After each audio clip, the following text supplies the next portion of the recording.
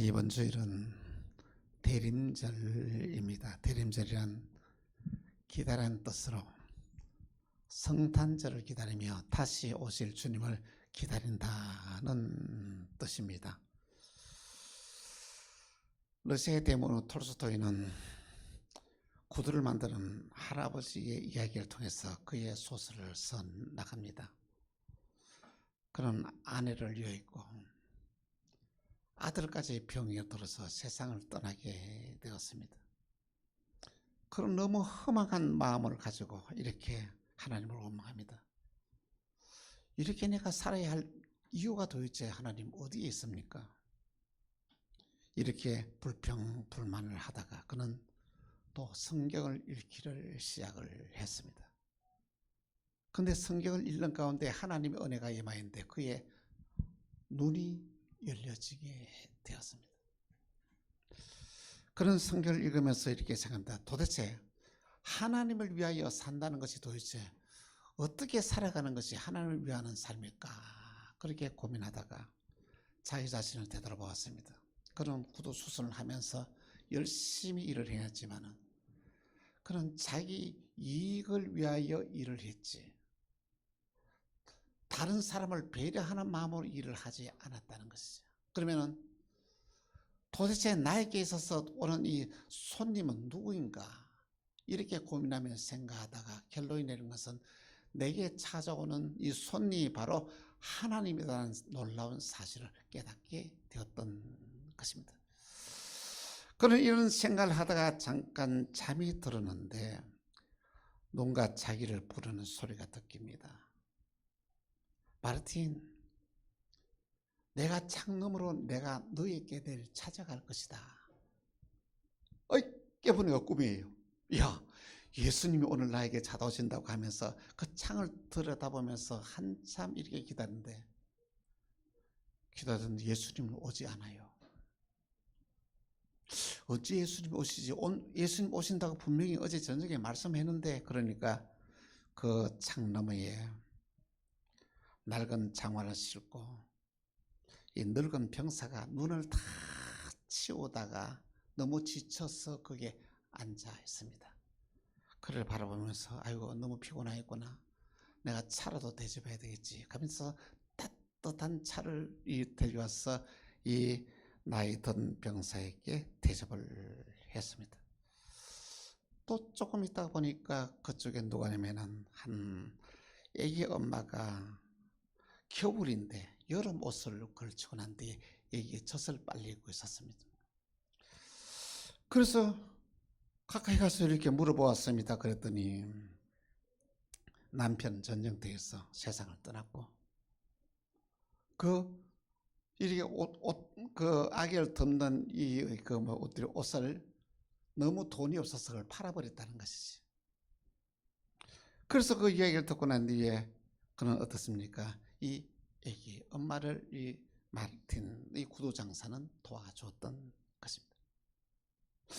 또 한참 있다가 또 이렇게 밖을 내다보는데 한 할머니가 보이는데 이 할머니가 그 아이하고 싸우고 있었습니다. 왜냐하면 마지막에 이제 과일을 파는 할머니가 과일을 마지막에 팔고 들어가야 되는데 거기서 이 아이가 사과를 가지고 갔다는 것이죠. 그래서 그걸 갖다가 머리를 잡고 이렇게 흔들면서 이렇게 막 이네들은 경찰서 보내야 된다고 이렇게 하는데 이 마르틴은 가서 할머니를 설득했습니다. 할머니 그만하면 되었어요. 앞으로는 다시 그런 일 안 할 것입니다. 그렇게 말을 하고는 그 사과를 돈을 주고 사서 이 사과를 그 아이에게 이렇게 주고 돌려보냈던 것입니다. 마르틴 할아버지는 집으로 돌아와서 정리를 하고 불을 꺼서 성경을 읽는데 그 저쪽에서 누가 마르틴 마르틴 하고 소리를 지르서 그를 부릅니다. 누구시오? 그렇게 말을 했더니 나는 어디 너를 찾아가는데 너는 나를 알아보지 못하더라. 늙은 병사가 나였고 아기를 안고 젖을 먹였던 그 엄마가 나였고 그리고 할머니한테 야단 맞았던 받던 그 자가 바로 나였단다. 이런 소리가 들렸습니다. 이 소설은 톨스토이는 예수님의 비유로 글을 쓰면서 자기의 삶에 비추어서 한 발자국 앞으로 더 나아갔습니다. 마지막 할머니 얘기를 들으면서 용서하지 못하는 사람일지라도 그에게 나아가야 한다는 것입니다. 바로 이것이 복음입니다. 용서와 사랑이 복음입니다. 오늘 이 시대에 우리의 삶을 참 되돌아보면 사랑과 용서의 결핍의 시대에 우리는 살아가고 있습니다. 어디를 가서도 진정한 사랑을 만나보기 어렵고 어디를 가서도 진정한 용서하는 사람을 만나기가 그렇게 어려운 이 시대가 우리는 살아가고 있습니다. 사랑과 용서가 복음인데도 교회 안에서 자체라도 진정한 사랑과 용서를 찾아보기 어려운 이 시대가 되었다는 말인 것입니다. 사람들의 마음속에 자리 잡고 있는 죄는 얼마나 무서운지 아십니까? 죄는 암처럼 그렇게 빨리 확산되어 나가는 것입니다. 야고보서 1장 14절 15절 이렇게 말씀하고 있습니다. 같이 시작. 오직 각 사람이 시험을 받는 것은 자기 욕심에 끌려 미혹됨이니 욕심이 대한 적 죄를 낳고 죄가 장성한 적 사망을 낳으리라. 여러분, 죄가 가지고 있던 가장 강력한 힘이 뭔지 아십니까? 미혹입니다. 미혹의 영이 우리 사람의 속에 들어가게 되면 그 어떤 일들을 일으킬 수 없다는 것입니다. 사탄은 미혹의 영으로서 누구 속에 들어갑니까? 하와를 찾아옵니다. 하와를 찾아서 말합니다. 너는 하나님께 지금 속고 있어. 하나님이 왜 선악과를 따먹지 말라고 하는지 아냐? 이 선악과를 따먹으면 하나님과 같이 돼. 그래서 하나님이 너를 막은 거야. 너는 하나님께 속고 있어. 이렇게 요구를 했습니다. 그 소리를 듣고 이 하와가 선악과를 탁 쳐다보니까 보암직하고 먹음직도 하고 지혜롭게 탐스럽게 여기는 이 과일처럼 보였다는 것입니다. 그래서 이 하와는 이 선악과를 따먹었습니다. 어떤 일이 생겼을까요? 기쁨이 찾아올까요? 아닙니다. 기쁨이 사라졌습니다. 두려움과 절망이 찾아왔습니다. 이제 나는 죽었구나 하는 생각이 들어왔습니다. 그러면 어떻게 될까요? 회개하고 돌이켜야 되지 않습니까? 죄는 그렇지 않습니다. 절대로 자기 혼자 당하지 않습니다. 여기 가장 가까이 있는 사람을 찾아갑니다. 그 선악과를 따서 누구에게 찾아갑니까? 아담에게 찾아가서 이 선악과를 먹으라고 합니다. 아담이 그냥 덜렁 받아 먹었을까요? 아닙니다. 야단쳤을 것입니다. 어떻게 하나님이 금하신 것을 먹으면 죽는다는 것을 가서 내게 가져왔느냐고 야단을 쳤을 것입니다. 그런데 여러분, 나중에 보니까 아담이 먹었더라고. 그냥 쉽게 먹겠습니까? 아마 이랬을 거예요. 당신 이거 주는 이 선악과 따면 내가 당장 너하고 이혼이야, 이렇게 했지 않겠습니까? 그래서 이 선악과를 먹게 됐다. 이것이 바로 이 죄의 본성이라는 말씀인 것입니다. 여러분, 오늘 저와 여러분이 정신을 차려야 될 것은 저와 여러분이 가장 가까이 있는 사람을 위해서 기도해야 되는 거예요. 그 사람들이 범죄하게 되면 그 영향이 내게 온다는 것을 하면서 여러분과 가장 가까이 있는 사람들이 죄가 들어오지 못하도록 끼어서 그들을 기도하고 그들을 막아야 한다는 말씀인 것입니다. 먼저 첫 번째로 왕으로 오신 예수 그리스도입니다. 여러분은 지금 마음속에 예수님을 왕으로 모시고 있습니까? 아니면 예수님을 여러분이 소원을 들어주는 종으로 여러분 모시고 있습니다. 예수님 이것도 해주셔야 돼요. 예수님 저것도 해줘야 돼요. 예수님 이것만 해결해 주셔야 돼요. 그렇게 요구하지는 않습니다. 여러분, 예수님이 내 속에 들어와서 왕이 되면은 내 운명이 바뀌게 됩니다. 예수님이 나의 왕이 되면은 예수님이 친히 나를 대적하는 모든 대적들을 막아줍니다. 예수님이 나의 왕이 되면은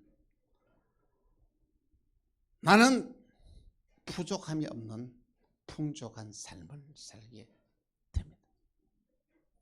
예수님이 나의 왕이 되면은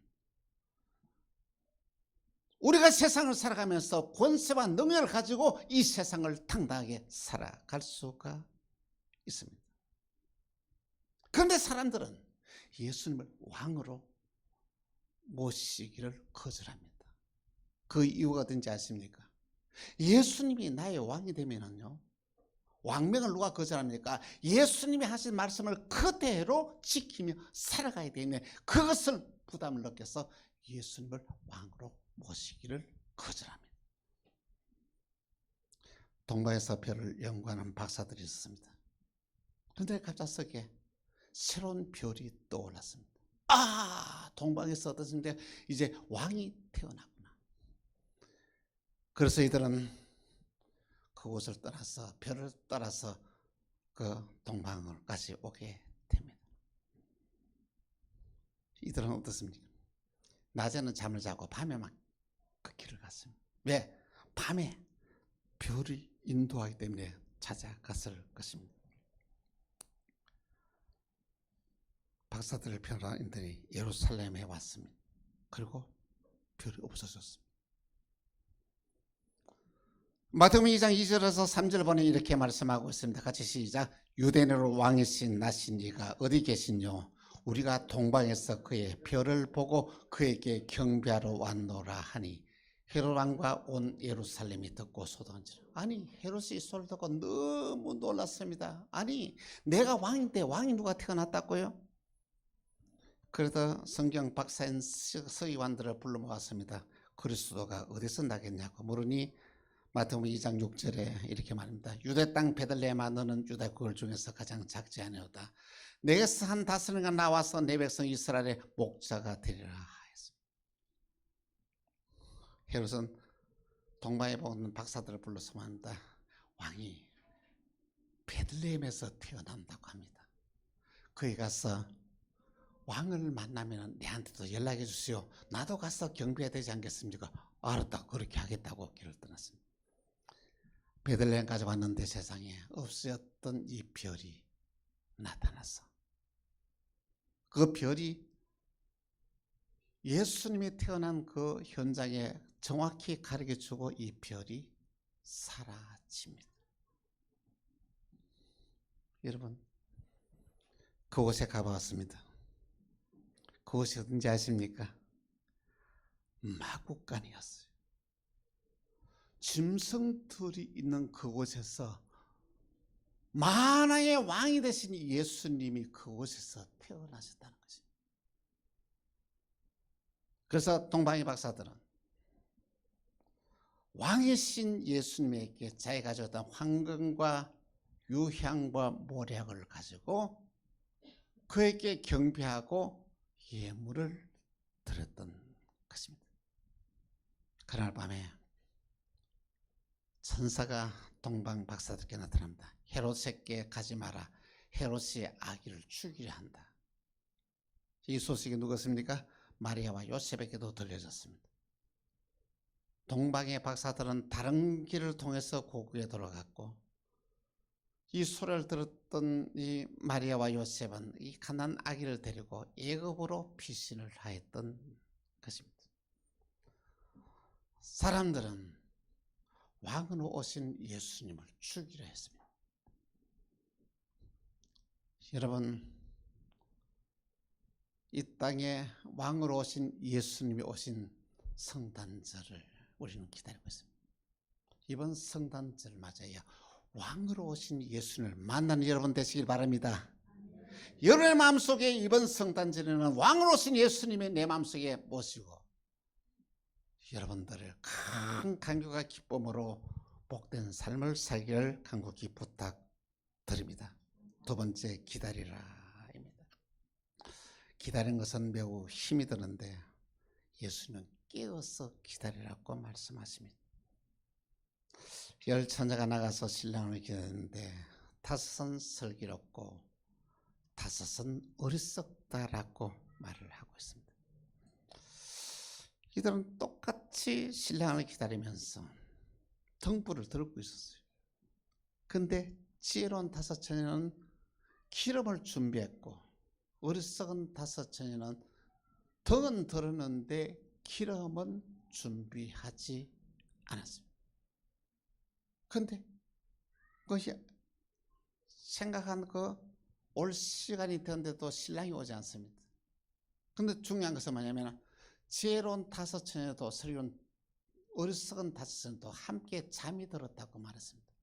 잠이 들었는데 신랑이로다 마저 나가는 소리를 듣는데 벌쩍 깨보니까 슬기로운 다섯 처녀의 등불도 꺼져가고 어리석은 처녀의 등불도 꺼져가는데 지혜로운 다섯 처녀는 거기에다가 자기가 준비한 기름을 부어서 신랑을 맞으러 나갑니다. 어리석은 다섯 처녀는 말합니다. 우리에게 좀 기름 좀 빌려달라고 하니까 이거 빌려주면은 나도 부족하고 너도 부족하고 차라리 저기 가서 기름집에 가서 기름을 사서 오라 하니 그들은 기름을 사러 가고 이 슬기로운 다섯 처녀는 어떻습니까? 이 등불을 가서 신랑을 맞이했습니다. 어리석은 다섯 처녀가 등불을 준비해서 기름을 넣어서 오니까 문이 닫혔습니다. 열어달라고 아우성을 쳐보았지만 단호하게 거절을 당합니다. 여러분, 오늘 저와 여러분의 신앙의 삶 가운데서 가장 중요한 게 있다는 뭐라고요? 기름을 준비해야 된다. 그러면 기름은 무엇을 상징하는지 아십니까? 기름은 성령을 상징합니다. 오늘 저와 여러분이 신앙생활 하면서 성령 받지 않고서는 여러분들을 신랑을 맞이할 수 없다는 놀라운 진리를 가르쳐주고 있습니다. 설교는 다섯은 언제나 성령님과 교제하면서 생활했습니다. 이들은 말씀이 자기에게 요구하는 것이 무엇인지 말씀을 삶에 적용하면서 그들은 신앙생활을 했습니다. 이들은 성령님께서 무슨 말씀을 하시든지 간에 적극적으로 순종하는 삶을 살았습니다. 그런데 미련한 다섯 처녀는 주님이 오시라는 게 약속을 아주 경홀히 여기는 자들이었습니다. 이들은 말씀에 대한 확신도 없었습니다. 말씀대로 순종하려고 살려고 애를 쓰지 않습니다. 자기 생각대로 자기 방법대로 세상을 사는 자들이었습니다. 이들은 성령님과 관계없는 삶을 살았습니다. 성령의 음성에도 순종하지 않았습니다. 여러분은 슬기로운 다섯 처녀입니까? 아니면 어리석은 다섯 처녀입니까? 여러분 자신을 한번 되돌아보시기를 바랍니다. 우리는 주의 재림을 기다리며 천국의 소망을 가지고 살아가는 슬기로운 자들이 되어야 됩니다. 우리는 성령의 인도하심을 쫓아서 믿음으로 순종하는 삶을 사는 자들. 오늘 저와 여러분에게 있어서 주님 기다림이 있다는 것은 우리 큰 소망을 가리키는 것입니다. 기다리면 사람은 절대 절망하거나 좌절하지 않습니다. 우리는 다시 오실 주님을 기다리고 있습니다. 우리는 천국을 기다리며 이 땅을 살아가는 자들. 우리 모두 정말로 주님을 기다리면서 믿음으로 살아가는 저와 여러분 되시기를 간곡히 부탁을 드립니다. 세 번째, 어느 때에 하였나이까. 오늘 보면은 이 땅에 예수님이 재림하시고 날 때에 일어난 일들을 이렇게 상세히 설명하고 있습니다. 예수님은 이 땅에 재림하실 때 모든 민족을 불러 모아놓고 어떻습니까? 구분하는데 양과 염소를 구분을 합니다. 오른편에 있는 이 양들에게 주님은 이렇게 말씀하고 있습니다. 마태복음 25장 34절에서 36절 같이 시작. 그때 임금이 그 오른편에 있는 자들에게 이르시되 내 아버지께 복 받은 자들이여 나와 창세로부터 너희를 위하여 예비된 나라를 상속하라.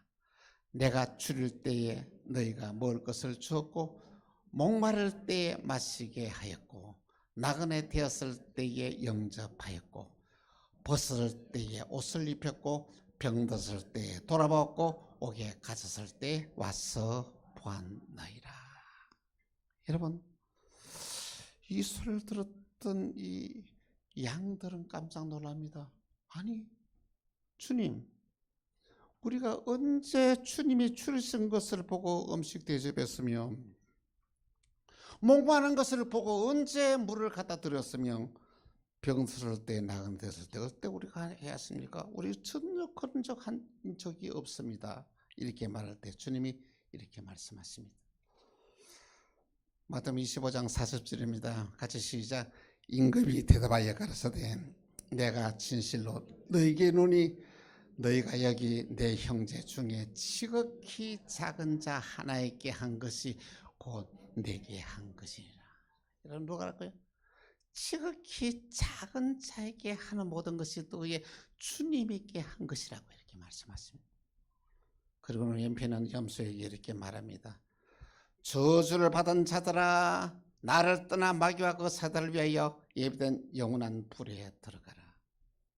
내가 줄 때 너희가 먹을 것을 주지 아니하였고 목마를 때 마시지 아니하였고 나그네 되었을 때 영접하지 아니하였고 헐벗을 때 옷 입히지 아니하였고 병들을 때에 돌보지 아니하였느니라. 그러니까 이 염소도 깜짝 놀랍니다. 주님, 우리가 언제 주님을 만나는데 주님에게 이런 대접을 하지 않았습니까? 말했을 때 이렇게 말합니다. 지극히 작은 자에게 하지 않은 것이 곧 내게 하지 않는 것이라 이렇게 말씀을 하십니다. 자, 여기는 놀라운 사실을 발견했습니다. 양에게 속한 의인은 어떻게 살아갑니까? 자기가 아무리 좋은 일을 하고 선한 일을 하고 남을 베풀고 남을 도와줘가도 그 모든 사실을 까마득하게 잊고 산다는 거예요. 그래도 나름의 선한 일을 많이 한데도 늘 부족한 사람이라고 생각하고 빚진 자의 심정으로 살아간다는 것이죠. 그 반대로 어떻습니까? 염소에게 속한 자들은 어떻습니까? 아주 악한 일을 하고 못된 일을 하고 주님이 미워하는 일을 그렇게 많이 하더라도 그것을 전혀 모르고 살아간다는 것이죠. 양에 속한 자들은 선행을 행해도 그것을 잊고 살고 염소에게 속한 자들은 악한 행동을 하더라도 그 잘못을 깨닫지 못하고 살아간다는 것입니다.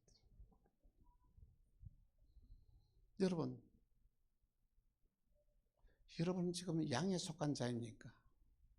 아니면 염소에 속한 자입니까? 우리 자신을 한번 되돌아보십시오. 다른 사람이 나를 알아주지 않는다고 불평하면서 내가 조그만 선을 하고 이것만 알아주지 않는다고 많은 사람들에게 막 자랑하는 자였다면 염소에게 속하지 않나 고민해봐야 되습니다. 엄청난 죄를 짓고도 죄 지은 줄도 모르고 살아가고 있다면 과연 내가 염소에 속하지 않나 한번 생각해 봐야 된다는 것입니다. 양은 자기의 선행을 잊고 살아간 자입니다. 선행을 자랑하지 않습니다. 양은 자기의 허물과 죄를 기억하는 참여하는 자의 삶을 삽니다. 양은 이 세상의 그 어떤 것보다도 천국에 더 큰 소망을 가지고 세상을 살아가는 자입니다. 어느 때에 하였나이까 이 양의 고백으로 자신을 낮추며 겸손히 살아가는 저와 여러분 되기를 간곡히 부탁드립니다. 사랑하는 성도 여러분, 여러분 예수 그리스도를 왕으로 모셨습니까? 이번 다가오는 성탄절을 맞이하여 왕으로 오신 예수님을 모두 다 영접하는 저와 여러분 되기를 간곡히 부탁을 드립니다. 예수님이 나의 왕이 되면은 예수님이 내 삶을 책임지시고 내 미래를 책임지십니다. 예수님이 나의 왕이 되면은 내가 아무리 부족하고 연약한 자더라도 위대한 역사를 이루면서 이 땅을 살아가게 됩니다. 예수님이 나의 왕이 되면은 하나님은 저와 여러분이 만날 때에 우리의 상상을 초월하는 엄청난 상급이 준비되어 있습니다. 대림절 맞아요. 왕이 되신 예수님과 함께 한 해를 잘 마치고 새해를 우리가 출발하십시다. 우리 모두 왕이 되신 예수님과 함께 진정으로 승리하는 삶, 복된 삶을 사시기를 주 예수 이름으로 축원합니다. 기도하겠습니다. 왕으로 오신 예수 그리스도를 주님 저희들은 영접하기를 바랍니다. 주님이 나의 왕이 되셔서 우리 가정의 왕이 되셔서 우리 교회의 왕이 되셔서 다스려 주시고 지켜주시고 보호하시고 인도하여 주옵소서. 예수님 왕이 될 때 안정과 평안의 삶을 살고 은혜와 축복의 삶을 살게 된 줄 말씀을 주셨습니다. 예수님을 왕으로 모시고 승리하는 복된 삶을 살아가는 만나게 모든 권속들이 되게 하여 주옵소서. 주 예수 그리스도로 기도합니다. 아멘.